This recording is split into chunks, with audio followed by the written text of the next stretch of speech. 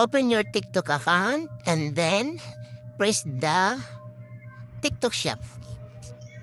Pagkatapos nyo dyan, mapunta kayo sa mga iba-ibang mga products dyan na nakaano sa TikTok shop na yan. So magpili lang kayo dyan kung anong gusto nyo dyan. Kung mayroon na kayo napili at i-click nyo lang yan. At ito naman yung napili ko ng glue. Yung pamana sa tiles, yan ba na white na yan? Naka-butter. So yan ang pipiliin natin guys.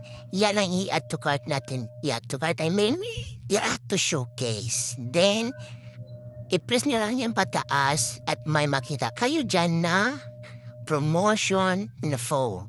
So ayan guys, yan ang ating i-add to affiliate natin. Yan sa showcase natin. I-click lang natin yung kulay red. Ayan, tandiyan na punta na siya doon sa showcase natin. Andun sa, natin, TikTok shop. So, ayan, makikita natin yan doon mismo sa ating TikTok account. So, ayan. Ayan, makikita natin siya dyan. Ito yung pinindot natin, pinidit natin kanina. So, kung gusto niyo makita guys, yung lahat ng mga ina-add nyo doon, mga product, i-click nyo lang yung showcase niya na sa baba ng profile natin. At ito na yung makikita natin lahat ng mga ina-add natin na mga products. At dito natin makikita lahat yan. So ayan yung mga ina-add ko guys. Yung kanina ay makikita natin na sa unahan.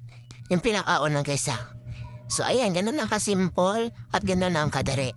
Sana mayroon kayong naintindihan sa tutorial na ito. So God bless and thank you. Don't forget to like and subscribe my channel and follow for more and comment down below. Thank you, good night.